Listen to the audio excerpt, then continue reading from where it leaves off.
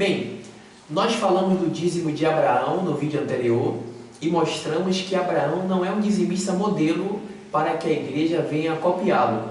Vamos falar agora de Jacó.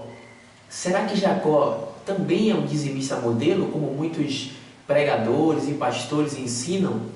Será que nós devemos copiar a prática de Jacó, que deu o dízimo, que ofereceu, e fez um voto a Deus lá em Gênesis, no capítulo 28, versículo do 18 ao 22? Será que nós temos hoje que imitar a sua prática, porque ele foi um dizimista modelo?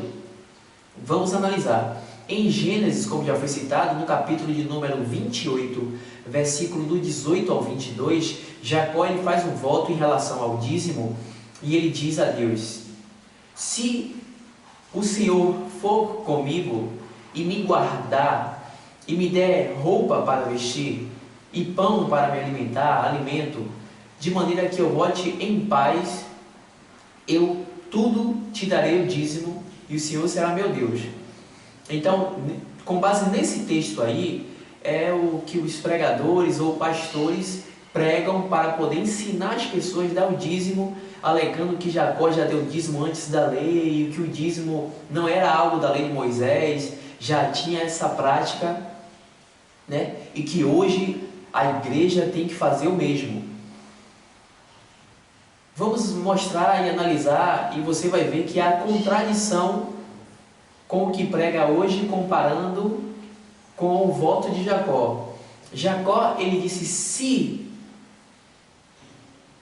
o Senhor for comigo, ele começou a colocar umas condições. Nós aprendemos aí que o dízimo era condicional. Hoje, alguém prega para você, mandando você fazer algum voto, ou estipular alguma condição para que depois você venha dar o dízimo? 2. Jacó, nós vemos, e isso está claro, que ele não tinha o costume de dar dízimo. É por isso que ele fez voto. Ele não tinha um costume.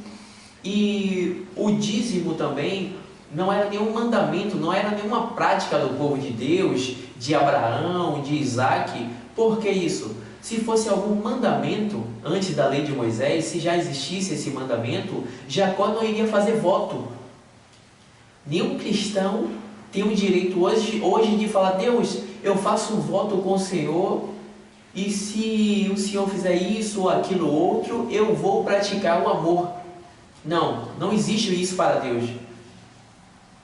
O mandamento de amar o próximo é o mandamento que depende de toda a lei, e isso é incondicional. Não importa se você vai ser abençoado, se você vai ter um bem material ou paz, mas quem quer servir a Deus tem que praticar o mandamento, ou o mandamento, que é o amor ao próximo.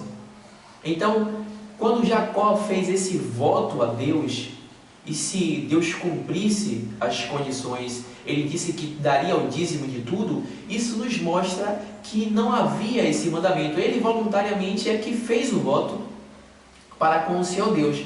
Porque se houvesse mandamento de dar dízimo, ele não faria nenhum tipo de voto. Será que é isso que pregam para você hoje? O pessoal te ensina isso, explica isso para você? Outra coisa, havia 5 condições para que Jacó viesse a dar o dízimo.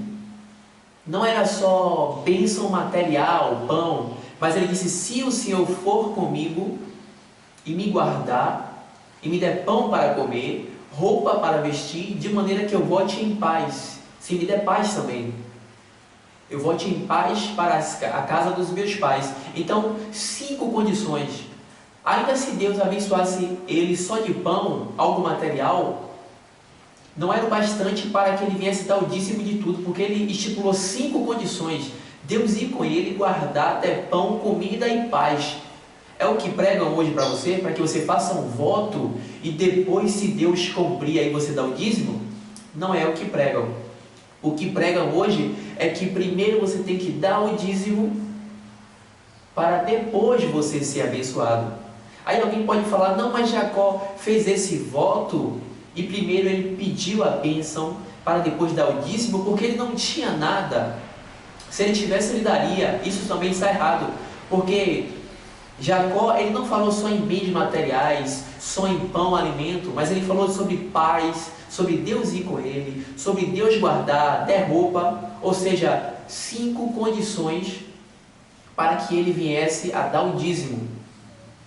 O que é que eu quero dizer com isso? É que o pessoal usa essa parte de Mateus 28, pega um versículo isolado e interpreta tudo errado, ou não sabe, ou sabe e é malicioso, e diz, olha, o dízimo foi antes da lei de Moisés, está vendo que nós temos que dar, e ensinam isso para a igreja. Ele não tem esse direito, ninguém tem esse direito de usar o dízimo de Abraão, como já foi falado, ou de Jacó, ensinando alguém a dar hoje dízimo, ou pagar. Nós não podemos pegar as práticas de homens do Velho Testamento, práticas de sacrifício ou de votos, para poder usar hoje como um compêndio doutrinário, como uma base, uma doutrina, como um fundamento da igreja, não. Em primeira carta de Paulo aos Coríntios, no capítulo 3, versículo 11, está escrito que ninguém pode lançar outro fundamento, o qual já está posto, e é Cristo Jesus. Então Paulo disse que o nosso fundamento é Cristo Jesus. Jesus é o fundamento da igreja. Em Efésios, no capítulo 2, versículo 20, bom seria que todos os cristãos memorizassem esse versículo. Paulo fala que nós somos edificados sobre o fundamento dos apóstolos e profetas, o qual é Jesus Cristo como a pedra fundamental, a pedra angular. Então Cristo é a nossa base para que a gente seja edificados. E vemos isso em Atos 2, versículo 42, quando Lucas diz que a igreja estava ali unidas na oração, no partir do pão e na doutrina dos apóstolos. Então, nós não temos que seguir pessoas ou práticas de pessoas do Velho Testamento como doutrina hoje. Hoje a nossa doutrina é Jesus Cristo. Em Hebreus, no capítulo 1, versículo do 1 em diante, o escritor Hebreus diz que, havendo Deus antes falado aos pais de muitas maneiras e muitas vezes pelos profetas, dos últimos dias nos falou pelo Filho, pelo seu Filho, a qual o constituiu herdeiro de todas as coisas. Então Jesus hoje nos fala, Deus hoje nos fala pelo seu Filho Jesus Cristo.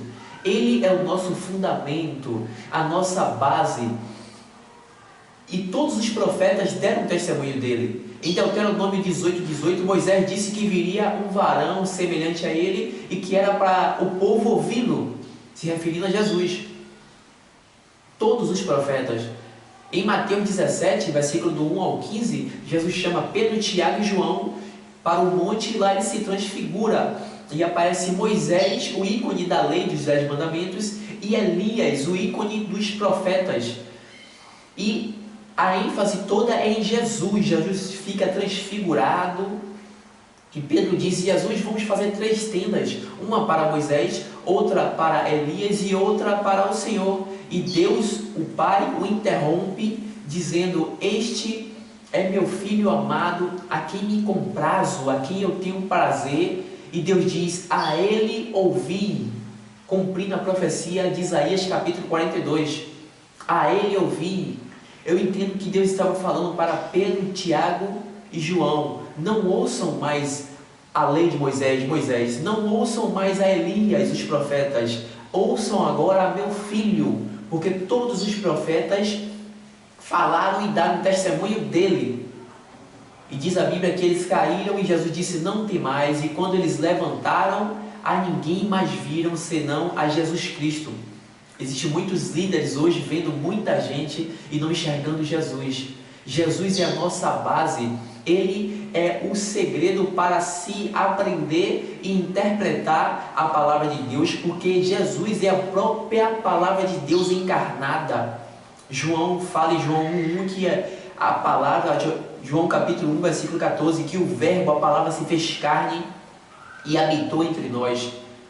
Então ele é a nossa base. Se nós podemos pegar exemplos do Velho Testamento de pessoas para trazer hoje como doutrina, então vamos começar fazendo como Jacó, pegando uma pedra e dizendo: aqui é Betel, casa de Deus, em qualquer local desse daí. Então vamos ter 2 mulheres, porque Jacó teve. Então um pai pode entregar sua filha a sacrifício ao Senhor, como fez Jefté em Juízes, no capítulo 11, versículo do 30 ao 40.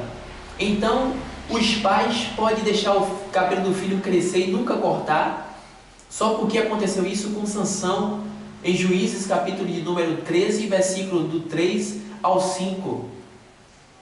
Se o pessoal e o povo, os líderes, ficar pegando essas coisas sem entender o tempo, o porquê, para quem foi e a cultura, vai virar uma bagunça. Jesus é a nossa pedra principal e não Jacó, Abraão, Isaac.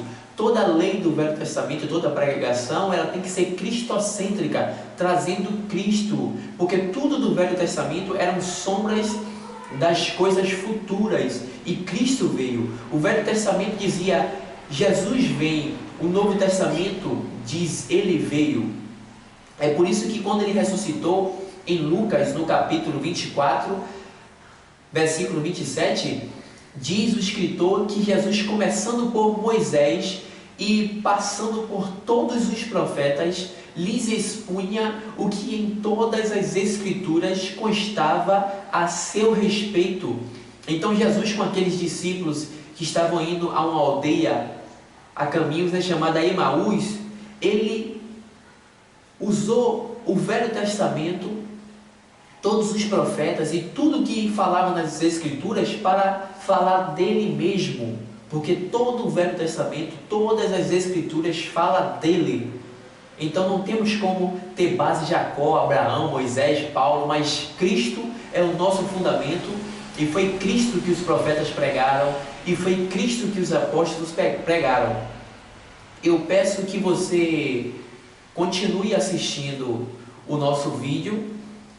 Temos ainda mais vídeos, e assista para que você possa entender o contexto do dízimo, e tem mais ou menos uns 4 vídeos, mais ou menos, e você possa entender de maneira geral. E vai uma pergunta: se Jacó deu o dízimo antes de ser abençoado, por que nós devemos dar primeiro? E outra coisa, a quem Jacó deu o dízimo? Porque naquele tempo não havia os sacerdotes levíticos ou templos.